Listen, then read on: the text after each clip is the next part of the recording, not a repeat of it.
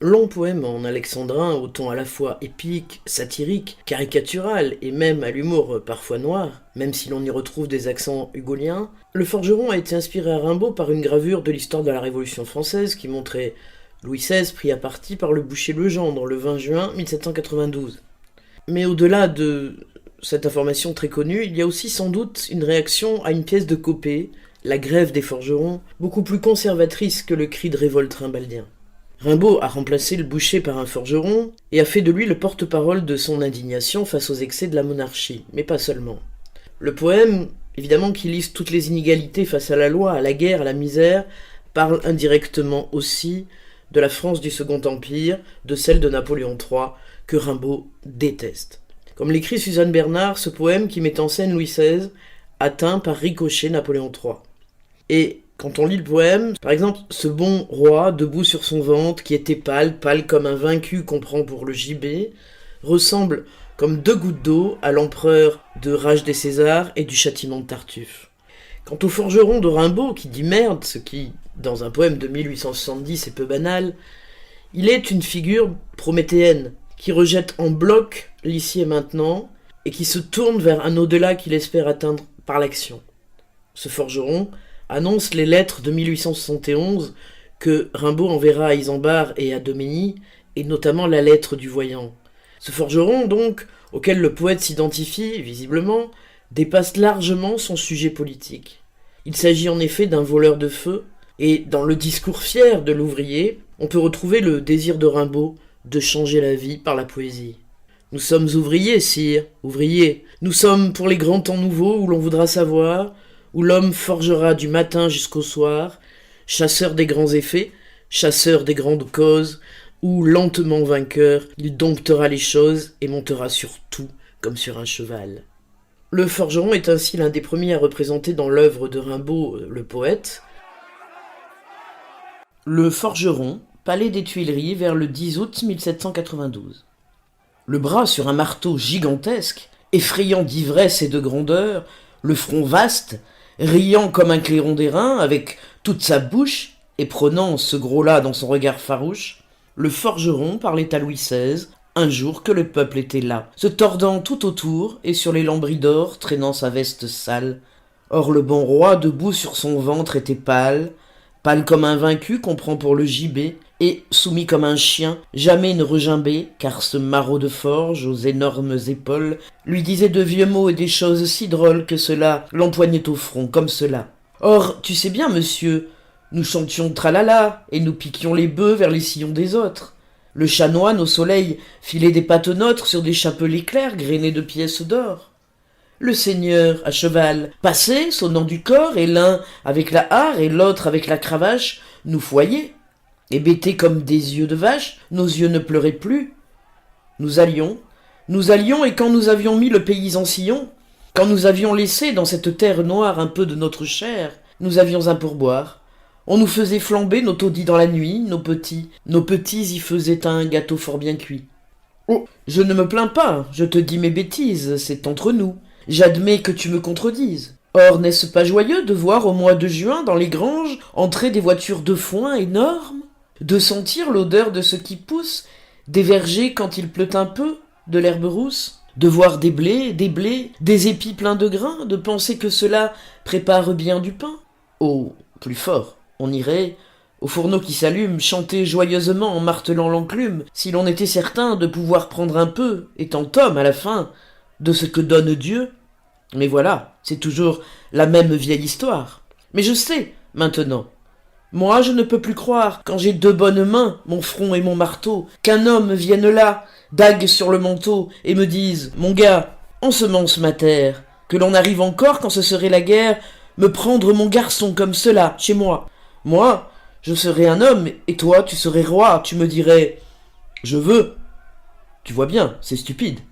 Tu crois que j'aime voir ta baraque splendide, tes officiers dorés, tes 1000 chenapans, tes palmes bleus, bâtards, tournant comme des pans? Ils ont rempli ton nid de l'odeur de nos filles, et de petits billets pour nous mettre aux Bastilles. Et nous dirons, c'est bien, les pauvres à genoux. Nous dorerons ton Louvre en donnant nos gros sous. Et tu te saouleras, tu feras belle fête. Et ces messieurs riront, les reins sur notre tête. Non, Ces saletés-là datent de nos papas. Oh, le peuple n'est plus une putain. 3 pas. Et tous, nous avons mis ta Bastille en poussière. Cette bête suait du sang à chaque pierre, et c'était dégoûtant, la Bastille debout, avec ses murs lépreux qui nous racontaient tout, et toujours nous tenaient enfermés dans leur ombre. Citoyens, citoyens, c'était le passé sombre qui croulait, qui râlait, quand nous prîmes la tour.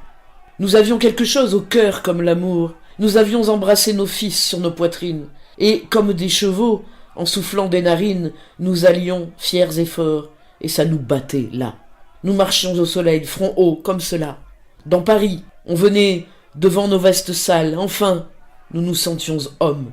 Nous étions pâles, sire, nous étions soûls de terribles espoirs. Et quand nous fûmes là, devant les donjons noirs, agitant nos clairons et nos feuilles de chêne, les pics à la main, nous n'eûmes pas de haine. Nous nous sentions si forts, nous voulions être doux. Et depuis ce jour-là, nous sommes comme fous. Le tas des ouvriers a monté dans la rue et ces maudits s'en vont, foule toujours accrue de sombres revenants aux portes des Richards. Moi, je cours avec eux assommer les mouchards, et je vais dans Paris, noir, marteau sur l'épaule, farouche, à chaque coin balayant quelque drôle, et si tu me riais au nez, je te tuerais. Puis, tu peux y compter, tu te feras des frais avec tes hommes noirs qui prennent nos requêtes pour se les renvoyer comme sur des raquettes, et tout bas les malins se disent qu'ils sont sots. Pour mitonner des lois, coller de petits pots pleins de jolis décrets roses et de drogailles, s'amuser à couper proprement quelques tailles, puis se boucher le nez quand nous marchons près d'eux. Nos doux représentants qui nous trouvent crasseux. Pour ne rien redouter, rien que les baïonnettes, c'est très bien, foin de leur tabatière à sornettes. Nous en avons assez, là, de ces cerveaux plats et de ces ventres dieux. Ah! Ce sont là les plats que tu nous sers, bourgeois, quand nous sommes féroces, quand nous brisons déjà les sceptres et les crosses. Il le prend par le bras, arrache le velours des rideaux, et lui montre en bas les larges cours où fourmille où se lève la foule épouvantable, avec des bruits de houle, hurlant comme une chienne, hurlant comme une mère, avec ses bâtons forts et ses pics de fer, ses tambours, ses grands cris de halle et de bouge, tas sombre de haillons saignant de bonnets rouges. L'homme, par la fenêtre ouverte, montre tout au roi pâle et suant qui chancelle debout, malade à regarder cela. C'est la crapule, sire. Ça bave au mur, ça monte, ça pullule. Puisqu'ils ne mangent pas, sire, ce sont des gueux. Je suis un forgeron, ma femme est avec eux. Folle, elle croit trouver du pain aux Tuileries. On ne veut pas de nous dans les boulangeries. J'ai 3 petits, je suis crapule. Je connais des vieilles qui s'en vont pleurant sous leur bonnet parce qu'on leur a pris leur garçon ou leur fille. C'est la crapule. Un homme était à la Bastille, un autre était forçat, et tous 2, citoyens honnêtes. Libérés, ils sont comme des chiens, on les insulte. Alors, ils ont là quelque chose qui leur fait mal, allez.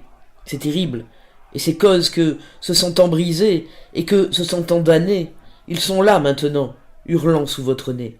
Crapules, là-dedans sont des filles infâmes, parce que, vous saviez que c'est faible les femmes. Mes seigneurs de la cour, que ça veut toujours bien, vous leur avez craché sur l'âme comme rien. Vos belles, aujourd'hui, sont là, c'est la crapule. Oh, tous les malheureux, tous ceux dont le dos brûle, sous le soleil féroce, et qui, dans ce travail-là, sentent crever leur front. Chapeau bas, mes bourgeois.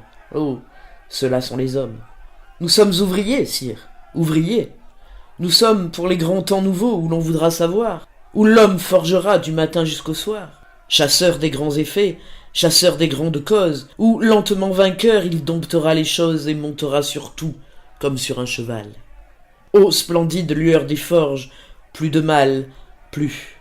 Ce qu'on ne sait pas, c'est peut-être terrible. Nous saurons. Nos marteaux en main, passons au crible tout ce que nous savons. Puis, frères, en avant. Nous faisons quelquefois ce grand rêve émouvant de vivre simplement, ardemment, sans rien dire de mauvais, travaillant sous l'auguste sourire d'une femme qu'on aime avec un noble amour. Et l'on travaillerait fièrement tout le jour, écoutant le devoir comme un clairon qui sonne, et l'on se sentirait très heureux. Et personne, oh personne, surtout, ne vous ferait ployer. On aurait un fusil au-dessus du foyer. Oh, mais l'air est tout plein d'une odeur de bataille. Que te disais-je donc? Je suis de la canaille. Il reste des mouchards et des accapareurs. Nous sommes libres, nous. Nous avons des terreurs, où nous nous sentons grands, oh si grands. Tout à l'heure, je parlais de devoir calme, d'une demeure. Regarde donc le ciel. C'est trop petit pour nous. Nous crèverions de chaud, nous serions à genoux. Regarde donc le ciel. Je rentre dans la foule, dans la grande canaille effroyable qui roule, sire, tes vieux canons sur les sales pavés. Oh, quand nous serons morts, nous les aurons lavés. Et si devant nos cris, devant notre vengeance, les pattes des vieux rois mordorés sur la France poussent leurs régiments en habits de gala, eh bien, n'est-ce pas vous tous, merde à ces chiens-là. Il reprit son marteau sur l'épaule. La foule, près de cet homme-là, se sentait l'âme saoule. Et, dans la grande cour, dans les appartements où Paris haletait avec des hurlements, un frisson secoua l'immense populace. Alors, de sa main large et superbe de crasse, bien que le roi ventru suât, le forgeron, terrible, lui jeta le bonnet rouge au front.